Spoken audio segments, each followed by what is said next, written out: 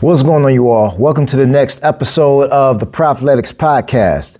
I am your host, Coach Reese, Prophletics fitness owner, Monitor Tuberao, for those of you who know me in the Capoeira world. And I know it's been a while. I'm back now. I caught the flu a while back, and I've kind of been in recovery since then and building my strength back up. However, I'm back now. So let's get right into some topics that's going on out there right now. Deontay Wilder, Derek Chisora. Heavyweight fight coming up April 4th. I was called yesterday by one of my partners, and he asked me, what did I think of the fight? Who did I think was going to win? So on and so forth. Listen, we're talking about two fighters that are well over the hill. Well over the hill. I'm actually surprised they're fighting. So they're well over the hill in their careers as far as boxing goes, professional boxing, I should say. You know, you can still compete in the Masters when you're older as long as you have not had one professional fight. If you had one professional fight and you try to fight in the Masters and the amateurs, it's over with for you. So Derek Chisora and Deontay Wilder are well over the hill, getting this fight out of the way, and it looks like Deontay Wilder is still trying to go back and fight Alexander Usyk because Usyk does want that fight. I think Usyk really wants that fight to kind of finish off his Mount Rushmore, the Mount Rushmore of heavyweights, because he's dethroned all the other heavyweights that were at the top of their game. And I'm referring to the heavyweights that were in that era where Deontay Wilder competed. So if he defeated all the belt holders within that area, then that puts him in, well, he's already cemented as a Hall of Fame fighter, but that cements his legacy. He's not trying to go back and fight any of the younger guys, which I respect. A lot of people say he's ducking Warlin, he's ducking Moses Atama. Those are younger guys coming up. Alexander Usyk is on his way out. So why not take out the last head on Mount Rushmore, or the Mount Rushmore of your heavyweights, to go ahead and secure your legacy and to go ahead and seal it shut. So I respect that. But as far as the Chisora and the Wilder fight, unfortunately, I don't see Wilder winning. I respectfully hope that Deontay does not get knocked out. We all know Deontay has the one hand, the one right hand. However, in his last few fights, that right hand ain't right-handing like it used to right hand. I'll say that again. That right hand is not right-handing like it used to right hand. He's not knocking individuals out like that anymore. You know, with the Zilong Zong fight, the Big Bang Zhang, that right hand was landing, but it wasn't doing the same damage. With the Joseph Parker fight, the right hand was landing, but it wasn't doing the damage that it used to do. It wasn't putting people to sleep. So if Deontay Wilder is not putting people to sleep, and he does not have a dominant lead hand because he doesn't have a quality jab and he doesn't have a quality hook, he's going to be in trouble. Derek Chisora is pretty wild, in my opinion, just a wild boxer. He'll go out there and give his all, but he's slugging and thugging, and he's throwing power from both hands. That's going to be an issue for Deontay. Like I said, I hope he doesn't get knocked out, you know, and maybe this is just a fight just to send both of these guys off, you know, into retirement and let them move on about their life while they still have their bearings in order. Bearings being able to talk, being able to say full sentences, being able to actually compute logical thoughts, getting out while you still got a bit of your health in front of you. That's why I see this fight happening overall for these two guys. But maybe Deontay's check chasing when it comes to Usyk, the Usyk fight. You know, but if Deontay loses this fight against Chisora, there is no Usyk fight. You know, Usyk is getting ready to fight this kickboxing guy or whatever. See, Usyk has moved on into that area that the exhibitionists have opened up. And the exhibitionist area is, okay, while my name is hot, let me go out here and get some extra money. It's what they do. Like, I'm not a fan of it, not a fan of it at all. However, I can't hate on the brand that you created. I also can't hate on the fact that if people are going to pay for it and pay to see it, go get it, go do it. Listen, I can't hate. I don't like it. I'm not a fan of it. However, business is business.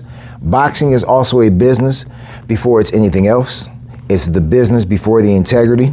So what can I say about that aside from, hey, go get your money.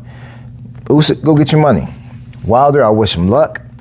Chisora is a tough guy. Like I said, the only thing that really concerns me about Wilder is the right hand is not doing what the right hand used to do. So if you have no right hand and you're in there 12 rounds with Del Boy, it's gonna be pretty bad, man. I hate to say it. I wish it wasn't happening, but it's gonna be pretty bad or whatnot. On another note, in the heavyweight boxing field, Tyson Fury is still poking at Usyk. Listen, Tyson Fury, you've lost twice, man. 2 losses means there's no trilogy. A trilogy would be the situation where Bivol and Beterbiev meet again. Because both of them won one fight. Both of those guys won one of the 2 fights that they fought. So to even the odds, you've got to win best 2 out of 3. Tyson Fury was bested 2 out of 2. There was no need for a 3. So Tyson Fury needs to move on as well. On that note with Bivol Beterbiev, the industry did what it did, man. Beterbiev got frozen out the game. He got aged out. And they did that strategically. They aged him out. Beterbiev won the first fight. Bivol won the second fight. There was no way, even after Bivol's surgery, because he did have a surgery from, the reports or whatnot, he was supposed to come back and fight Beterbiev. Nothing. Crickets. There is no fight. There's no fight. So they aged Beterbiev out. And it's sad to see because I like Beterbiev. I like him as a fighter. And I think if he would have came back and fought that third fight, I personally think he would have bested Bivol. It just is what it is, but it's the industry politics. Industry politics always win. Therefore, I don't see that fight ever happening. No trilogy at all. So that's it as far as the boxing world. Nobody else is really out there doing anything, in my opinion. A bunch of barking, but no contracts being signed. In the fitness world, in the fitness world, there's so many goofy things going on, aside from the lollipop heads. And the lollipop heads will be the individuals who are out here on the GLP-1, the Ozempic, what is the other one? I can't even think of it. But anyway, listen, I touched on this subject last week, or been kind of touching on it in the past couple of weeks in my Instagram and on Facebook. I don't know when personal trainers started getting away from talking about body types, but you guys are dropping the ball and you're doing a disservice for a lot of these people out here in the fitness world who are looking online and being inspired by people to go out here and become something they will never be, or to become someone they will never be. Body types. There are 3 different body types. There is the ectomorph, the mesomorph, and the endomorph. And to describe this a little bit, like more into context, more into relatable context, I'm going to use the NFL. Everybody knows the NFL. Everybody knows the sport. So let's think about the positions on the field when somebody's playing in the NFL. The ectomorph would be the individual who is a defensive end,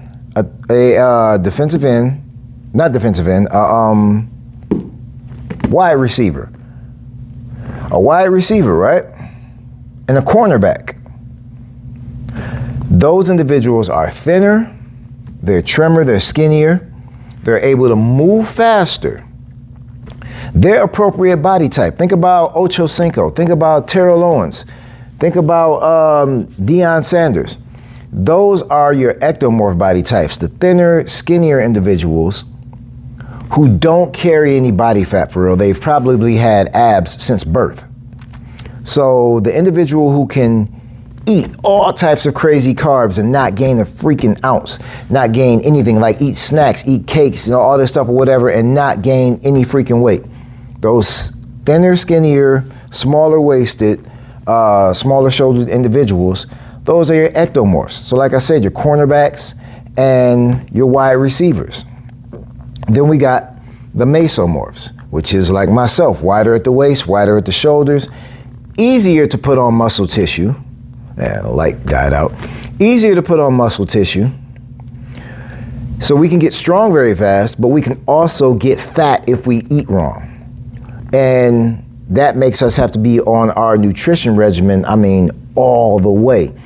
A1, like we can lean out very fast, we can put on muscle very fast. We can't lean out to the point as to where we're ectomorph leaned out, but we can lean out as to where we're leaned out for our own body types. So we have to stay on our nutrition regimen very, very, very tough. So your mesomorphs on the field will be your defensive ends, your tight ends, and your running backs, your fullbacks, halfbacks. Those individuals right there, Derrick Henry, those guys right there are your mesomorphs, okay? Then you have the endomorphs, and you already see where I'm headed with this. The more larger statured, heavier set, more carrying fat individuals, which are what? Your defensive line and your offensive line. Those individuals right there, except for the NFL individuals, the NFL wants them that size. So that's why they eat like they eat. They want them 300 plus probably. It's a line. It's a defensive line and the offensive line. So they want that wall up there, that wall of humans. In the fitness world, people who are endomorphs don't want to be endomorphs. Therefore, you can't eat all those crazy carbs. You have to be super diet disciplined. So the discipline that a mesomorph applies, if you're trying to lose weight as an endomorph, you have to be super, or lose fat as an endomorph. I don't like the conversation of losing weight versus losing fat. We need to adjust that to say exactly what it is we're looking to do. So the endomorph can't eat like the mesomorph, and the endomorph definitely can't eat like the ectomorph. But for some reason, this newer phase of trainers, they've gotten away from that. And they're trying to put it all on the plate as far as, it doesn't matter what your body type is. The hell it doesn't. The hell it doesn't. Tell that to the NFL. Tell that to the 3 body types. Tell the defensive lineman and the offensive lineman that they can go play wide receiver. Or they can play running back. Tell the wide receiver to get on the defensive or offensive line. You see where I'm headed with this? We're living in a generation where people are trying to be so freaking smart that they're stupid. You're dumbing yourself down by overly informing yourself. And I'll tell you where that comes from. That comes from newer trainers not having experience. There is a certain level of expertise that only experience provides. I'll say that again because I know that's a bar. Listen, there is a certain level of expertise no matter in what field you're in. There is a certain level of expertise that only experience can provide. And the younger trainers don't have that experience. So they have to rely more so on information or studies and things of that nature. And not all studies are equal. You can go on the internet right now and Google one thing and have multiple articles and multiple studies come up of different results. However, the only thing that is going to separate those articles that you guys are out there reading, and listen up, new trainers. The only thing that's going to separate you from all of these differentiating articles that you're reading and astute elite professionalism is your experience, and you can't rush it. You can't rush it. You can't rush getting the experience. You can't, if you're only 21, 22, 23 years old, you can't get a 33-year-old's experience until you turn 33, until you go through those 10 years. You can't get a 43-year-old's experience until you turn 43, and then you'll have that 20 years of experience. You guys are trying to rush the process and you're failing. Expertise is attained with experience. Give it time. And I'm giving you guys time because I've been a younger trainer. I've been in your shoes as to where I was naive. I was pushing people the wrong direction. And this is me giving you game, actually, because I'm telling you from the mistakes that I made that you messing up. You messing up top notch. Messing up. The experience that you guys need, you can't rush. But at the same time, and on the same token, you guys are so damn hard-headed. Y'all so damn hard-headed that you won't listen to the trainers that came before you that actually live in the example that you want to be. See, you think we're gatekeeping. I'm going to speak on me. You think I'm gatekeeping. There are certain people who think that I'm a gatekeeper. I'm not gatekeeping. For one, you just don't damn listen. You want to come to me for information and then bring opposing information and argue with the opposing information when I can provide to you information, opposing information from what you just gave me, plus experience and example. Example being how I carry myself and how I keep myself in shape, and experience of the hundreds of people that I've helped. But you're so damn arrogant that you want to come in here and try to outsmart somebody. Good luck with that. Nobody's gatekeeping. Y'all just don't listen. You don't listen, and you're in a phase that you have to go out here and bump your damn heads. It just is what it is. You got to bump your damn heads, and I'm going to let you. That's why I'm real selective on who I deal with. That's why I'm super selective on who I actually bring over here to do something. That's why I don't have any interns or anything yet, because I'm very, very, very selective, and I'm not about to be out here arguing. Now, if you can teach me something, because I'm a guy who will always be in a learning mood. I wake up and read every morning, first thing in the morning after I hit my prayer. I'm reading, drinking my green tea.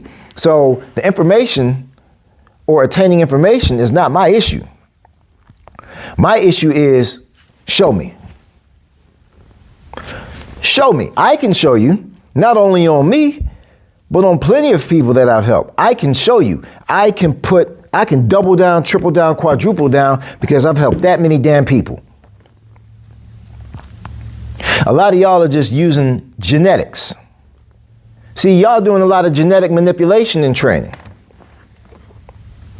What is genetic manipulation? You're not even detached from your sport 10 years yet. You're not even detached 10 years yet. So you're still walking around with your track body and your football body and your basketball body trying to tell people what to do. Come back in 10 years. I want to see your example, which is the example that you live, and the examples of individuals that you've helped. And then get married and have kids, and then do it. See, these are all things that you have not experienced. You green as hell. You green, you open. I don't give a damn what degree you have. I don't give a damn what certification you have. You're green and you open as hell. So you need to listen. You need to be informed, but you need to listen. These older trainers who are well beyond your experience level are trying to give you game. I know a few of them that try to give you game. I've had them. I've had my own trainers that were ahead of me who were vets when I came in, who I looked up to and who taught me the game. But I still had to go out here and bust my head and get my experience as well. Y'all don't know every damn thing. You don't know everything. Yes, you can recite perfectly a 10-page thesis and a 10-page study of whatever the hell happened in somebody's lab. But what have you done? What have you done? That's genetic manipulation right there. You guys are selling these freaking meal plans based on what you eat. And these what I eat in a day videos, I freaking hate them. I'm trying my hardest not to cuss that much. I hate them damn what I eat in a day videos. Those videos are mainly put up, go back to the body types I talked about. Those videos are mainly put up by the ectomorph individuals. The ectomorph, unfortunately, in the fitness world is the envied individual. The ectomorph, everybody wants the abs of the ectomorph, right? Then the glutes of a mesomorph, or as when it comes to women, the glutes of a mesomorph and the glutes of an endomorph. But you want the abs of an ectomorph. So you see a lot of ectomorph trainers put up, and these are the smaller framed, super lean individuals. You'll see them put up their what I eat in a day videos. Listen, they can eat that shit. You can't. You can't unless you're an ectomorph, because what they're putting is only how much protein they're eating, right? They're not putting up the carbs and the fats, which is what the mesos and the endos have to monitor and watch. They're just putting up the protein, because protein is so vastly promoted out here nowadays that anything with protein in it is pushed in your face. Protein water, protein napkins, protein ketchup, anything with protein in it, somebody's gonna freaking just jump on it like, oh, it's protein. Funny enough, I've never in my life known anybody with the protein deficiency. I've known people with vitamin deficiencies, micro deficiencies, A, D, E, K, B, but I've never heard of anybody with a protein deficiency. That's a whole different subject. No, it's not. Protein is so overly promoted that it has just guided you guys into laser vision when it comes to taking advice, fitness and nutrition advice from people. So you see this ripped up individual, and I got one in mind, but you see this ripped up individual post their meal plan to a certain extent because they're not going into detail as far as how much of the food they're eating. So they put this cooking, nice little cook situation. They got the vegetables, they got this, that, and whatever the case may be. And then, they tap it at the edge, and then it's like, oh, this is what and then you go try to do the same thing and it don't work for you. Firstly, you need a trainer. Everybody who doesn't have a trainer probably needs a trainer, because we know how to structure this thing. You need an experienced trainer. You need to vet your trainer. That's what the hell you need to do, vet your trainer. I'll get to that in a minute though. So you got these ectomorph videos putting up, or ectomorph people putting up the what I eat in a day videos. That's genetic manipulation, because you're telling everybody, meso and endo, that they can eat like you. Back to what I was saying. Y'all gotta vet your trainers. Before you select a trainer, vet your trainer. Firstly, before they even open their mouth, look at them. Look at if the trainer is fat. What in the hell in your decision-making process makes you go pick the fat trainer? There are people who run businesses, run gyms that are fat. Dudes with hips. Listen, I must live on another planet or something, because if I want to learn how to lose fat, I'm picking the trainer who is in shape and who takes care of themselves. If I want to learn how to make $1 million, I'm picking somebody who knows or who has $1 million.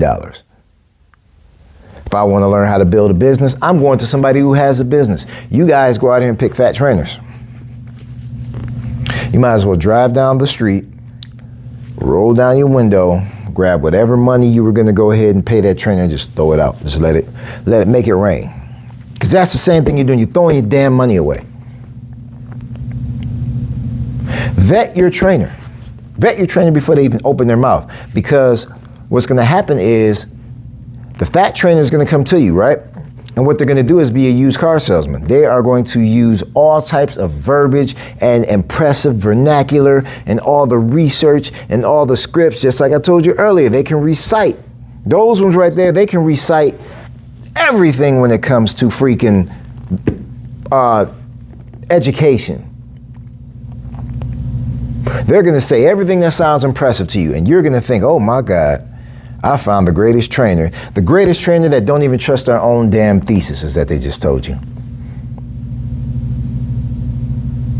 That's who you pick. That's who you're going to pick. They're going to manipulate you. And you're going to go out of your mind. You're going to ignore the common sense flag that says, hey, I shouldn't have used this one. Now, you also need to vet their experience. Look at their clients. Their clients are going to be a reflection of them, for one. If they're fat, their client's going to be fat. But look at their clients. Are their clients in shape? Do their clients respect them? Look at them. Look at the years that they have in the game. Years counts. Experience counts. That's why jobs hire people with experience over people who are green with degrees. Except for when they're trying to take advantage of people, when they're trying to phase a person with experience out, because they're paying them a lot more. And they could bring the new person, naive ass person in there with the degree. They could chop them down 20K. But anyway, that's another subject. The experience counts. How many years you got in this? How many different bodies have you dealt with? See, there's a lot of parallel training going on out here. You're only training people in your age range. Who's your oldest client? Or not who's your oldest client? What's the age of your oldest client down to the age of your youngest client? Have you worked with kids? Have you worked with mothers? Have you worked with fathers, busy fathers? Have you worked with the elderly? Have you worked with individuals with this injury, that injury, this injury, that injury? No, a lot of y'all just out here training your peoples. This is a skill, man. This is a skill. Experience builds expertise. Get you something and don't rush the process. Like I told you guys, if you're a 25-year-old trainer, you can't rush to be 35 so you won't get the 35-year-old experience. Your 10-year experience between that gap will be different than somebody else's 10-year experience. You'll gain the knowledge you need to get within that experience, and somebody else will gain the knowledge they need to get within their experience. But you guys have to get the experience, okay? That's all I'm gonna talk about today, man. I had other things I wanted to talk about, but I'll save it for another episode. So, on the boxing end, Derek Chisora, Deontay Wilder. I got Derek Chisora winning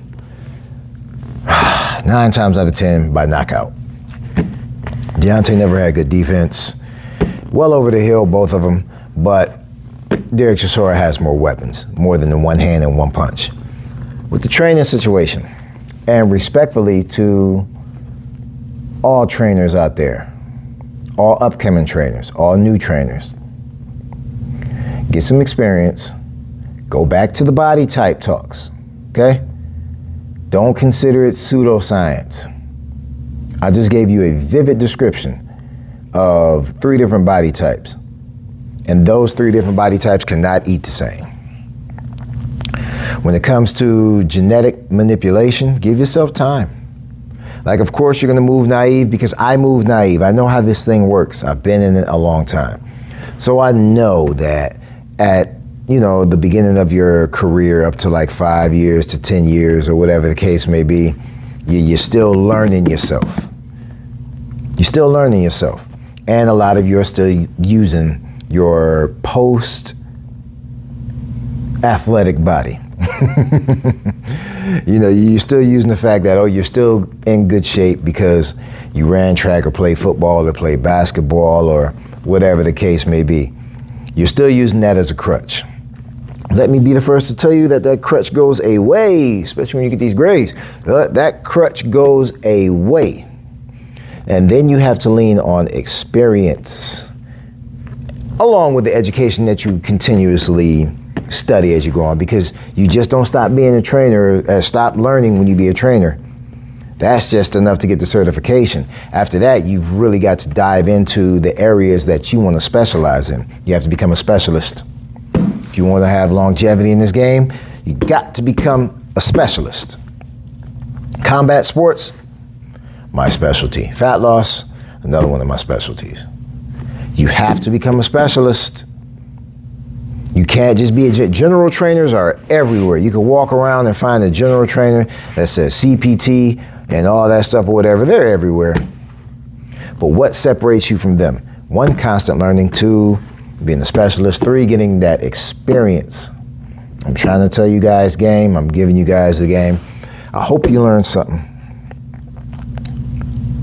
I hope I didn't offend you. If I did offend you, so what? Sometimes you got to offend people to defend them. So maybe you lived in some sort of dogma as to where you weren't with what I said, but however, I'm giving you logical reason and logical proof.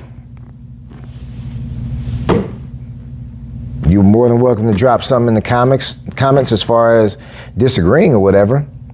But until your experience level matches, you have nothing to talk about. You still got to get out there and learn and bump your damn head, all right? So hopefully you like this episode. Please like, comment, share, subscribe.